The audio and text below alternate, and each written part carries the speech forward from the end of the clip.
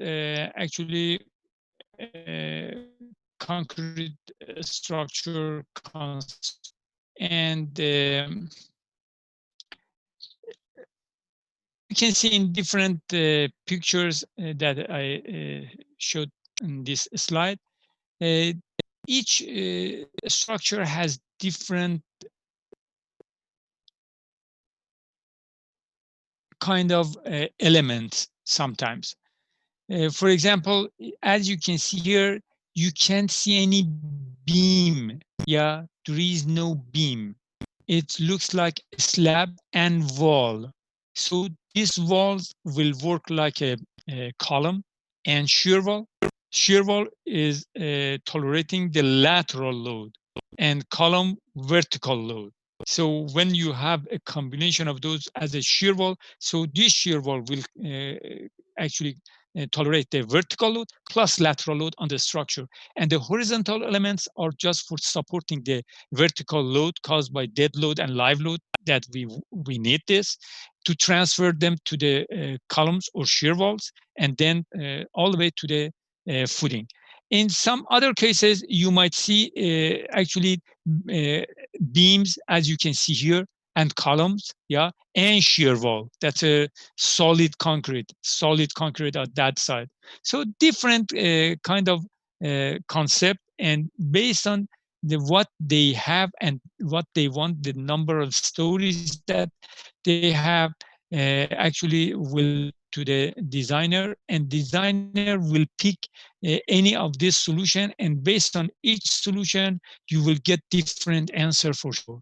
Yeah, the total material that you are spending, the weight of the material, everything will be changed based on what you accepted from the start, from the scratch, from the start. It's not just the structure that we have another construction for the bridges. So the bridge construction is very actually interesting. I love bridges, and I've worked on bridges for so many years, plus high-rise building. But right now I'm mostly concentrated on the bridges. And some bridges are cast in place. It means that you are pouring them with the forms. Yeah, you have forms, and then you pour concrete, and that's it. You have the section cast in place. Sometimes is precast. You can see they are one by one. They prefab this in a factory, then they deliver them and they install them, and the installation is very hard. Why? Because that section has no support. All those will be tolerated with cables, partial cables. There are a lot of holes. You can see a lot of holes here, there, here. Yeah, and these are the shear keys. Those are the shear keys that they will go inside each other. So when you put load on top, this can not slide, because this will go inside like intercom between the different case segments, and they can lock them together. And then in order to be stable, they transfer some cables through these holes, and then with actually jack they pull them, so this part can actually stick to this part. Yeah, and step by step they can go further. So that's the situation. You can see in this case it's almost done. From that span they come, from this span they come. So they will come from both sides, and at the end they will get a small piece here. Then they will form it and pour concrete cast in place for that last part at the mid span. Yeah, so they will get a huge cantilever here with that dead load. Those are huge and very heavy. You can see weight of each one is huge, but with those cables they can actually just tie them together and withstand all the dead load for that cantilever.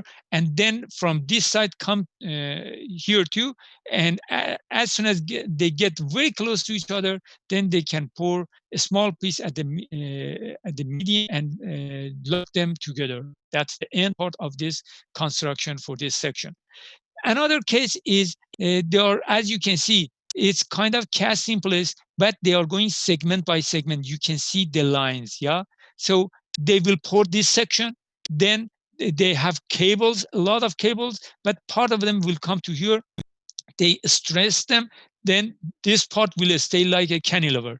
Then as soon as this got stressed, then they will push it again to the about the next part, maybe about 10 feet. 10 feet, they do the same, they pour the rebar, and then after they got to the FRMC, they will stress this part, and they will go from other side as well, from both sides. So this is one method that they are bringing the precast and tie together. This side, they are cast in place one segment at a time. Yeah, you can see from that side too. So they will go from this side and that side. So there is no movement on this case. If they not going from that side and just keep going one side, they will put a huge moment on this because of the weight of this cantilever on this part. As you can see, they will go from both sides to put just axial load here, no moment. So, and they will go from other span coming to this way as well. And at the mid span, they will pour the last section at this time. These are very interesting method of construction, and the construction will change the model for the design as well, because you have to design the cantilever. At first you have this cantilever, you have to calculate the cable for this, then you have to this much cantilever cable for that one, and all the way to the end. And the first one will get the maximum force, so you will get the creep. But this creep is just during the construction. You will lose a lot of this creep because you are putting load step by step. But for this part, the last part, but the load is not that big. So this is a very interesting, actually, design and construction for this kind of bridges.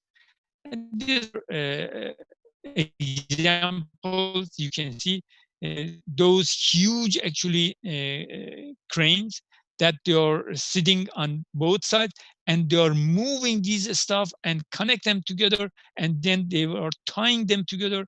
So and you can see these segments in the factory. They are delivering them here, and then with this crane, they are going to bring them to the height and then tie them to the rest. From this side, the same from other side, not going from one side. Otherwise, they cannot tolerate this much load.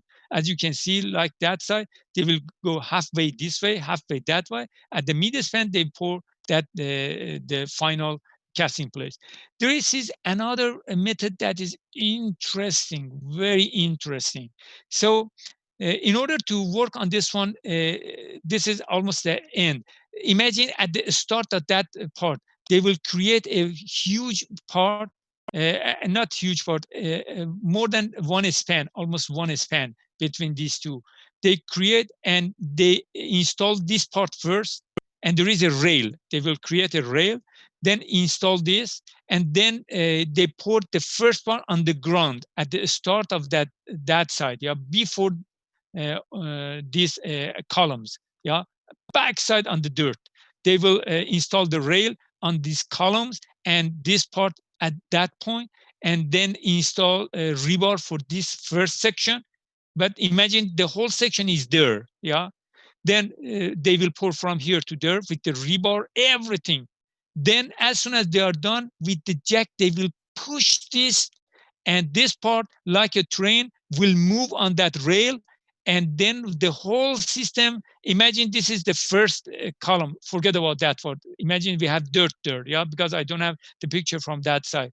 When they push it by jack, the whole system will move on the rail. So this part will pass, and this section will sit on the first column and the second column. Then on the dirt, they will work on the second part. They pour concrete, and then with all those stuff, as soon as it's done, they will push it again. So they will cover the second span to end this one. So they will actually pour concrete and rebar installation on the ground at backside of the bridge, and that bridge at that point. And then with the jack, they are pushing this. So that's interesting, yeah? And huge operation for this. So there is no form here. There is nothing required. John, step by step, build this, push it, build this, push it, and that's it. As soon as they reach to other side, they are done. So the bridge is there, and then they are jacking and removing the rails, and they are actually with huge jack on each support, they are lowering the bridge to the elevation that they want. So that's a huge operation. I love this method, and this is one of the interesting stuff you can see in bridge construction. Just I want to give you information. You can see what engineers can do and how can you add something to this system. Yeah, believe yourself and go ahead and do something huge in that bowl of your life.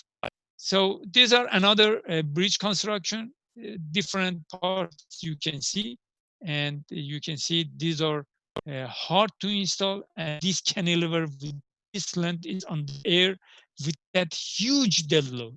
And another part will come to this side, and then at the joint they will pour that section. And imagine when you are working on the whole system is just on the air with some cables. That's it at one side. So those are very interesting construction that I love. For rebar installation, you can see footing. This is a kind of footing on the ground. It's kind of mat foundation. Mat foundation means that you have rebar and the holes is not just between the columns, even between those tie beams that you can call that tie beams. You have a slab and it will work like a mat foundation. Mat is covering the whole area. So the columns will sit on the intersection of these beams, huge beams on the footing. So you have rebar installation for the columns. You have rebar installation for the beams at different directions. Yeah. So you have all the stirrups you can see, negative rebar, positive rebar. Yeah. Negative rebar on top tension, positive compression. At the midstem, you have negative on top, positive at the bottom. AS, A prime S, AS, A prime S, and rebar for the columns plus tie bar. You're right now about the beam. You almost know everything. Then we will go after the column as well for designing the columns for structures. So these are different elements and reversion for the shear wall as you rebar for the columns, and then for the shear wall, if there is any opening for the stair elevator or elevator installation, because it's covered, so that's a good place for that. In this case, you have a huge beam on top to actually be act like a part of the shear wall for this system. And you can see huge tie bars here and the stirrups for this, and vertical and horizontal rebar at 2 layers for the shear wall. These are the parts that unfortunately for shear wall we are not we don't have time to go through this one. It should be part of the master for graduate students. Over here you can see columns, beams, and slabs they poured, and they are getting ready for forming for the next actually story. So they pour concrete for the columns at the elevation that they want for the beams. So they are going to install these platforms, yeah, for the beams at both sides. You can see. Then they can install the platform at the level of the slab. Most of the time, the beam is this high, and slabs are on the top. So this part will go to the higher elevation to cover the bottom of the slabs. But at these two sides and between these two at this direction, they are going to install just rebar for the beams. So we have beams, columns, and a slab, and this part will act like a kind of big shear wall, a small or big columns. Yeah, it can be used like this. And you can see a lot of forms underneath for this stage. They are not done because if they pour concrete, they can start working on top, but they cannot remove the forms. As soon as they get to minimum required strength, they can lower them, yeah, and then start removing them one by one and transfer them on the top. That's another actually CPM activity that is for civil engineers as well. If you like, you can go with that one to come up with the solution how they can move these forms to use the minimum forms and with the maximum concrete pour. So that's kind of critical path method, yeah, to find which item of the work is critical, and if they make 1 day delay, it can make delay 1 day for the whole project. They call that critical path. Those are the work that they are very critical, and you shouldn't make any delay for those. There are some other activities that you have time for them, so forget about those. Those are not that critical. The critical one, you shouldn't make any delay. Any delay can add that delay to the whole project. So because of that, they call that critical path method to find that. And CPM is one of the activity that the designers can do, and the civil engineers can do. And you can, they have different softwares, and with those softwares you can go with all this stuff and introduce all the activities with the labor and the cost and everything. At the end, you can come up with the critical path method, which actually activity is on the critical path. So those are very important to understand which one is very critical. So these are another thing that you can see. This is very forming and everything. They pour. They are, looks like they are pouring concrete for the columns, beams, and the slab at the same time, because those are very small and they didn't pour the column first, strip them. No, they are forming them all together and they pour once at a time. So that's very small structure. And that's it for today. And I hope you enjoyed this stuff and you learned something about the construction. And if you have any question, please let me know. And I'm done. If you have no question, you're ready to go. If you have question, stay and ask your questions. Thank you, Professor. Thank you. Thank you. Thank you. Thank you, Professor. Thank you.